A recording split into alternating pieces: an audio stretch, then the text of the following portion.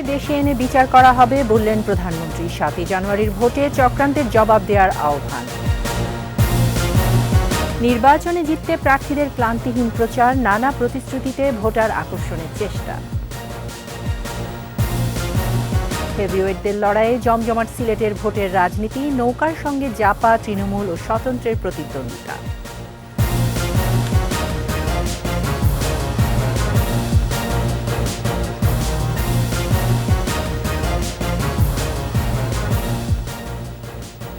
শুনছিলেন first security ইসলামী bank PLC সংবাদ শিরোনাম। আমন্ত্রণ দুপুর 2টার 21 সংবাদে, সাথে আছি আমি তাইজিন রহমান। দর্শক, 21 টেলিভিশনের সংবাদ একই সাথে সরাসরি দেখতে পাবেন আমাদের Facebook page www.facebook.com/2124 online. Awami League সভাপতি শেখ হাসিনা বলেছেন, ৭ই জানুয়ারি নির্বাচন বানচাল চক্রান্তের জবাব দেওয়া হবে। লন্ডন থেকে মানুষ পোড়ানোর হুকুম দিয়ে দুর্বৃত্তায়ন চলবে না বলেও হুঁশিয়ারি দেন তিনি। গোপালগঞ্জের টুঙ্গিপাড়ার জনসভায় শেখ হাসিনা বলেন, প্রয়োজনে তারেক রহমানকে দেশে এনে শাস্তি দেওয়া হবে। জনসভা থেকে নৌকায় ভোট চান বঙ্গবন্ধু কন্যা। আরও জানাচ্ছেন আকবর হোসেন সুমন।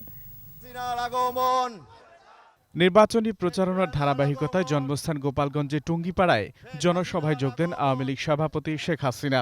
ছোট বোন শেখ রেহানাকে নিয়ে জাতীয় পতাকা হাতে গোপালগঞ্জবাসীকে বিজয় চিহ্ন দেখান।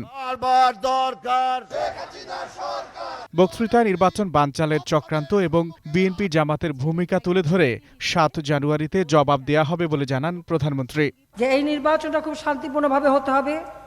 এই নির্বাচনের যাতে না হয় তার যে চক্রান্ত, সেই চক্রান্তের সমুচিত জবাব ৭ই জানুয়ারি নির্বাচনের মধ্য দিয়ে আমরা দেব, যে বাংলাদেশের মানুষের ভাগ্য নিয়ে আর কেউ ছিনিমিনি খেলতে পারবে না। লন্ডন থেকে হুকুম দিয়ে মানুষ পুড়িয়ে আর দুর্বৃত্তায়ন চলবে না বলে হুঁশিয়ারি দেন বঙ্গবন্ধু কন্যা। প্যালেস্টাইন, তাদের উপরে যে আক্রমণ ইসরায়েল দ্বারা মা শিশুকে হত্যা করছে, হাসপাতালে তারা বোমা মারছে, ঠিক একই কাজ করছে তারেক জিয়া। হুকুম দিচ্ছে, অ্যাম্বুলেন্সে রুগী যায়, তার উপরে হামলা, সাংবাদিকের উপরে হামলা, পুলিশের উপর হামলা, পিটিয়ে পুলিশকে হত্যা করা, সেই একই ঘটনা তারা ঘটাচ্ছে। বাংলাদেশে এই সমস্ত দুর্বৃত্তায়ন চলবে না। আল্লাহ যদি দিন দেয়, আগামী নির্বাচনে জয়ী হয়ে আসতে পারলে ওই লন্ডনে বসে হুকুম দেবে আর আমার দেশের মানুষের ক্ষতি করবে আর দেশের মানুষকে মারবে, সেটা হতে পারবে না। দরকার হলে ওটাকে ওখান থেকে ধরে এনে এটাকে শাস্তি দেওয়া হবে। যতই বাধা আসুক, বিদেশে পালিয়ে থাকা বঙ্গবন্ধুর খুনিদের ফিরিয়ে এনে শাস্তি কার্যকরের আশ্বাস দেন প্রধানমন্ত্রী।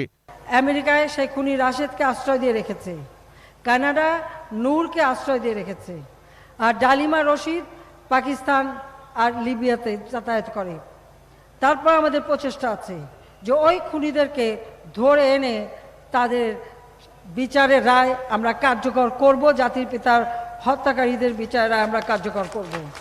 ইতিমধ্যে কয়েকজনকে আমরা নিয়ে এসেছি, তাদের রায় আমরা কার্যকর করেছি। এদের জন্য আমাদের প্রচেষ্টা অব্যাহত থাকবে। যত বাধা আসুক, ইনশাল্লাহ আমরা তা করতে পারবো। আওয়ামী লীগ সভাপতি বলেন, উন্নয়ন অগ্রযাত্রায় জনগণই আওয়ামী লীগের শক্তি।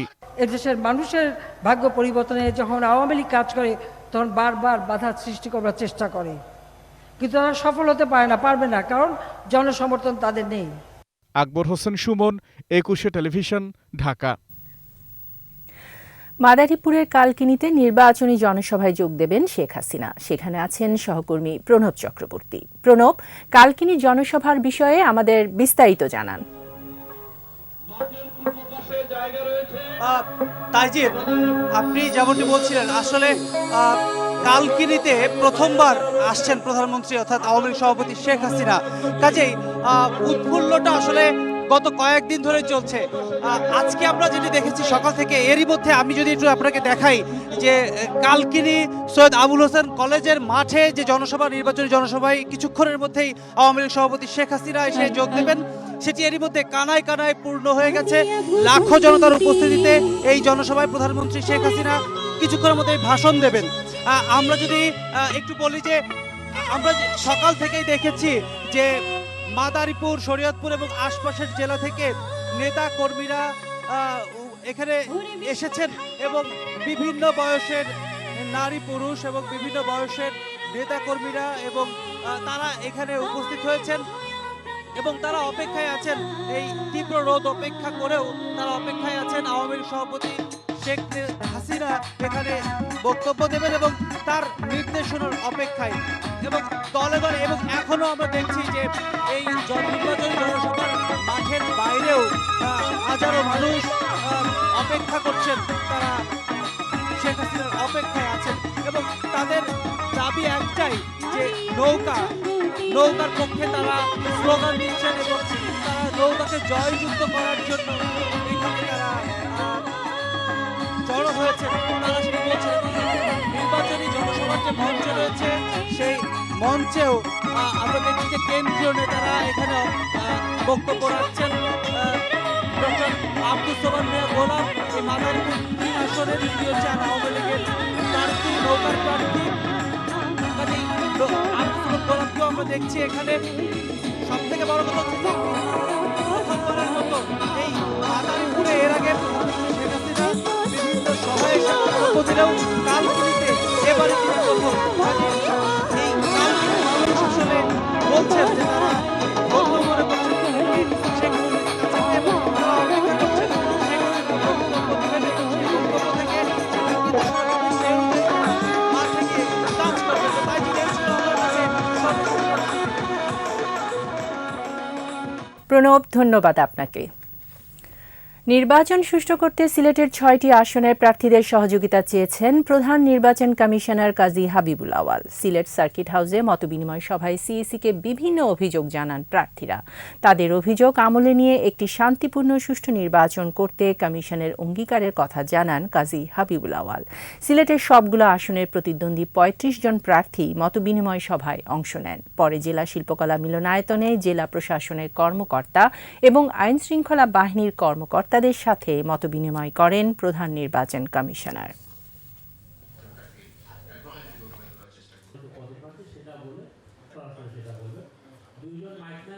সম্পূর্ণ দৃঢ় প্রতিজ্ঞ এবং আমরা আমাদের এবং সরকার থেকে যে সহায়তা আমরা নিচ্ছি জনগণের, সেটা দিয়ে নির্বাচনটাকে অবাধ সুষ্ঠু নিরপেক্ষ করে তুলে আনার চেষ্টা আমরা সর্বাত্মকভাবে। সময় গড়ানোর সাথে সাথে সারা দেশেই সকাল থেকে রাত পর্যন্ত বিরামহীন প্রচার চালাচ্ছেন প্রার্থীরা। মাইকিং, লিফলেট বিতরণ, উঠোন বৈঠক আর পথসভায় সরগরম হয়ে উঠেছে হাটবাজার। প্রতিদ্বন্দ্বী সব প্রার্থী ভোটারদের মন জয়ে ব্যস্ত। ভোটারদের দিচ্ছেন উন্নয়নের নানা প্রতিশ্রুতি। প্রতিনিধিদের সহায়তায় রিপোর্ট মাসুম আলী স্যার। ভোরে মাগুরা শহরের কলেজপাড়ায় উঠান বৈঠকের মধ্য দিয়ে দিন শুরু করেছেন নৌকার প্রার্থী বিশ্বসেরা অলরাউন্ডার সাকিব আল হাসান। শহরের কলেজপাড়াবাসীর আয়োজনে সবার কাছে ভোট চান তিনি। এবং আমি চাই আপনাদেরকে নিয়ে মাগুরার যত উন্নয়ন সম্ভব করা। নড়াইল 2 আসনে নৌকার মাশরাফি বিন মুর্তুজা প্রতিনিয়ত পথসভা সহ গণসংযোগ চালিয়ে যাচ্ছেন। নেতাকর্মী ও সমর্থকদের নিয়ে সকাল থেকে রাত অবধি গণসংযোগ করছেন তিনি। ফেনী 2 সদর আসনে নৌকার প্রার্থী নিজামুদ্দিন হাজারী সকালে ফাজিলপুর ইউনিয়নের বিভিন্ন স্থানে নির্বাচনী গণসংযোগ ও পথসভায় প্রচার অভিযান শুরু করেছেন। একই আসনে লাঙ্গলের প্রার্থী খন্দকার নজরুল ইসলাম, স্বতন্ত্র প্রার্থী হাজী রহিমুল্লাহ, একে আজাদ নির্বাচনী এলাকার বিভিন্ন স্থানে গণসংযোগ করেন। ফেনী 1 আসনে নৌকা প্রতীকের প্রার্থী আলাউদ্দিন আহমেদ চৌধুরী নাসিম ও লাঙ্গল প্রতীকের প্রার্থী শাহরিয়ার ইকবাল বিভিন্ন স্থানে গণসংযোগ করেন। সিরাজগঞ্জ 5 আসনে 6 প্রার্থীর প্রচারণা এখন তুঙ্গে। স্বতন্ত্র প্রার্থী সাবেক মন্ত্রী আব্দুল লতিফ বিশ্বাস বেলকুচির শেরনগরে নির্বাচনী সভা করেন। জাতীয় পার্টির প্রার্থী ফজলুল হক ভনু এনায়েতপুর, বেলকুচি ও চৌহালিতে গণসংযোগ করেছেন। খাগড়াছড়িতেও জমে উঠেছে প্রার্থীদের প্রচারণা। জাতীয় পার্টির মিথিলা রোয়াজা লিফলেট নিয়ে ভোটারদের কাছে ভোট চাইছেন। যশোর 1 আসনের আওয়ামী লীগের প্রার্থী শেখ আফিল উদ্দিন শার্শা উপজেলার 11 ইউনিয়নে সকাল সন্ধ্যা গণসংযোগ, পথসভা ও উঠান বৈঠকে ব্যস্ত। নেত্রকোনা 5 আসনের স্বতন্ত্র প্রার্থী মাহফুজ ইসলাম সোহেল ট্রাক প্রতীক নিয়ে পথসভা ও সাধারণ ভোটারদের কাছে ভোট প্রার্থনা করেন। রাজবাড়ী 1 আসনে নৌকার প্রার্থী কাজী কেরামত আলী গণসংযোগ ও পথসভা করেছেন। তৃণমূল বিএনপির DM মুজিবুর রহমান সোনালী আশ প্রতীক নিয়ে নানা প্রতিশ্রুতিতে ভোট চাচ্ছেন। ঠাকুরগাঁও ১ আসনে নৌকার প্রার্থী রমেশ চন্দ্র সেন সদর উপজেলার বালিয়া ইউনিয়ন আওয়ামী লীগ আয়োজিত নির্বাচনী জনসভায় যোগ দেন। মাসুম আলিসা, ২১ টেলিভিশন। এবারে আলোক হেলথ কেয়ার অ্যান্ড হাসপাতাল ভোটের খবর।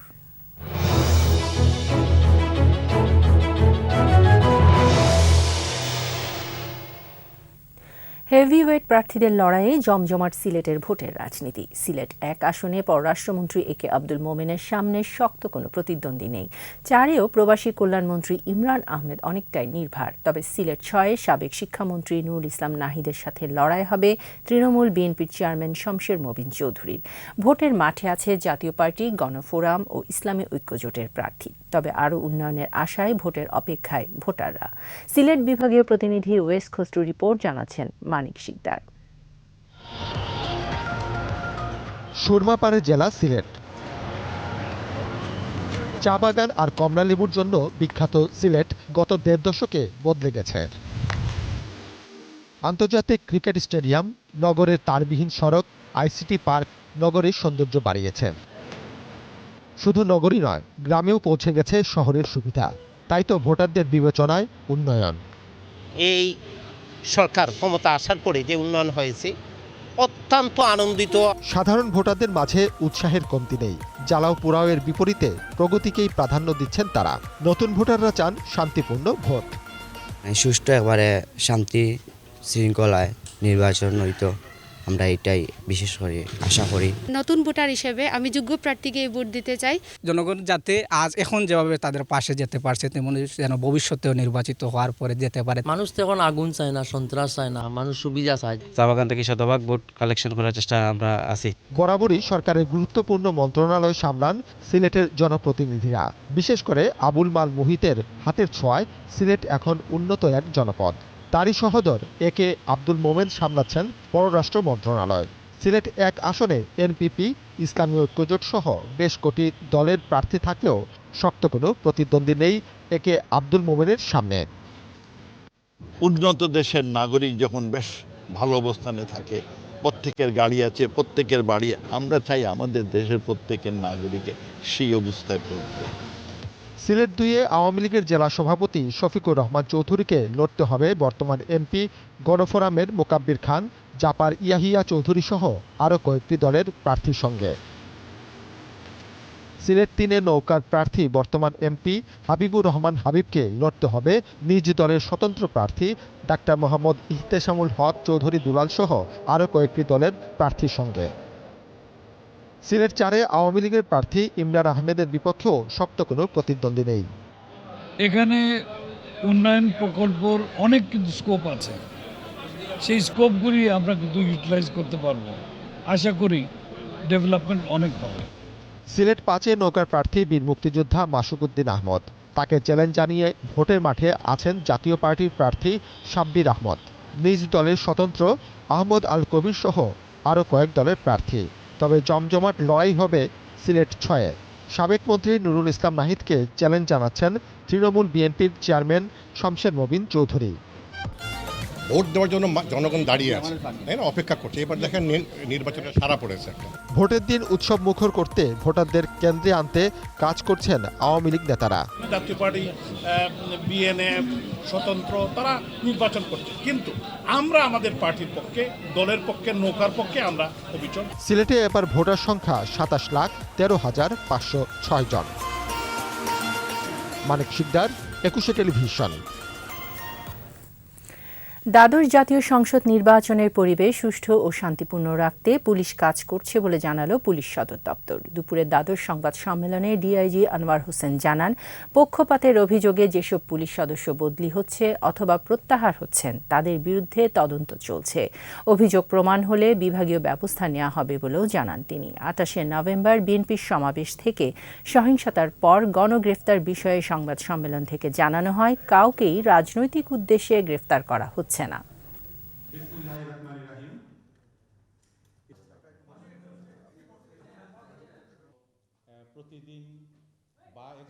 যেখানেই যে ঘটনা ঘটুক প্রত্যেকটা ঘটনাকেই বাংলাদেশের পুলিশের পক্ষ থেকে সেটা অ্যাড্রেস করা হচ্ছে একই সঙ্গে ইলেকট্রাল ইনকোয়ারি কমিটি আছে, ওনারাও সেই বিষয়গুলো দেখছেন।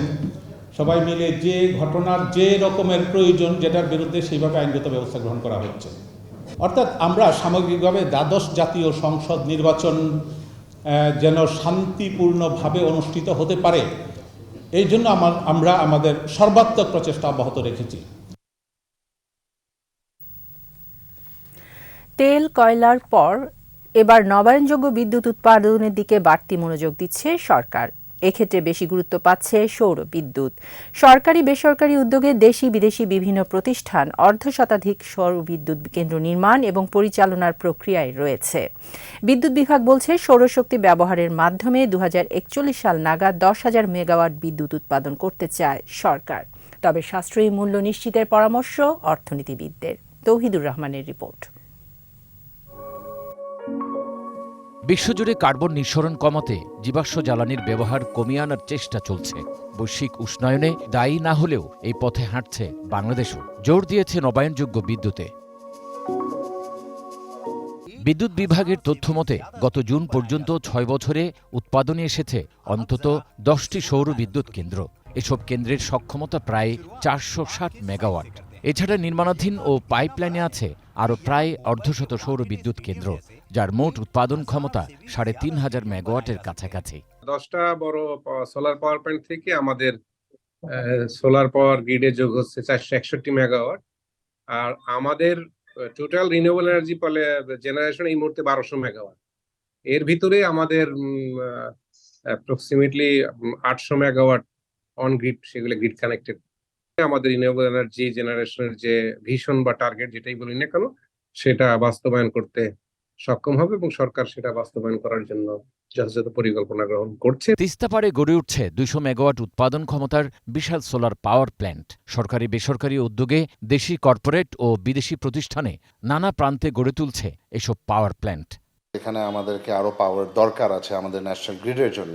ওই এরিয়াগুলিতেও কিন্তু আমরা ফিজিবিলিটি করে আমরা অ্যাপ্লিকেশনস দিচ্ছি, সো দ্যাট বেক্সিমকো পাওয়ার ওই সব এরিয়াতেও আরও সোলার পাওয়ার প্ল্যান্টও বসাইতে পারে। বিদ্যুৎ বিভাগ বলছে 2041 সাল নাগাদ অন্তত 10,000 মেগাওয়াট বিদ্যুৎ শুধু সোলার পাওয়ার প্ল্যান্ট থেকে উৎপাদন করতে চায় সরকার। ইতিমধ্যেই বিভিন্ন শিল্প কারখানা, বাসাবাড়ি, উন্মুক্ত এলাকাসহ বড় ভবনের ছাদে বসেছে সোলার প্যানেল। সব মিলে 970 মেগাওয়াট বিদ্যুৎ আসছে সৌরশক্তি থেকে। অর্থনীতিবিদরা বলছেন, জলবায়ু পরিবর্তন ইস্যুতে সৌর বিদ্যুতের বিশেষ গুরুত্ব রয়েছে। তবে এ খাতে প্রয়োজন বিপুল বিনিয়োগ। উৎপাদিত বিদ্যুৎ যাতে সাশ্রয়ী হয় সেটি নিশ্চিত করতে হবে। আমাদের কিন্তু 10 টাকা, 10.5 টাকা, 11 টাকা পড়ে যাচ্ছে পার ইউনিট, যেটা ভারতে 3 টাকা 4 টাকা পড়ছে। তো এটা এই জায়গাটা একটু সরকারকে কাজ করতে হবে। এগ্রিকালচারের একটা বিশাল সম্ভাবনা আছে, সেটা নিয়ে কথাবার্তা হচ্ছে। প্রজেক্ট তৈরি হয়ে গেছে অলরেডি, একটা প্রজেক্ট চলমান আছে। ডিজেল বেস যেসব পাওয়ার পাম্প আছে সেগুলোকে সোলার বেস করে ফেলা। এটা করতে পারলে আমাদের পুরো মানে বড় সিজনের যে এগ্রিকালচার ইরিগেশন, সেটাকে আমরা পুরোটাই সোলার করতে পারবো। সৌরশক্তি ব্যবহার করে 2041 সাল নাগাদ 10,000 মেগাওয়াট বিদ্যুৎ উৎপাদনের পরিকল্পনা রয়েছে বিদ্যুৎ বিভাগের। তৌহিদুর রহমান, 21 টেলিভিশন, ঢাকা।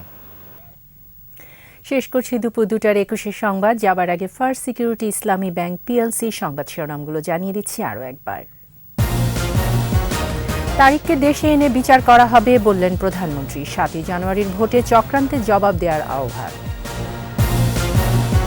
নির্বাচনে জিততে প্রার্থীদের ক্লান্তিহীন প্রচার, নানা প্রতিশ্রুতিতে ভোটার আকর্ষণের চেষ্টা। হেভিওয়েটদের লড়াইয়ে জমজমাট সিলেটের ভোটের রাজনীতি, নৌকার সঙ্গে জাপা, তৃণমূল ও স্বতন্ত্রের প্রতিদ্বন্দ্বিতা।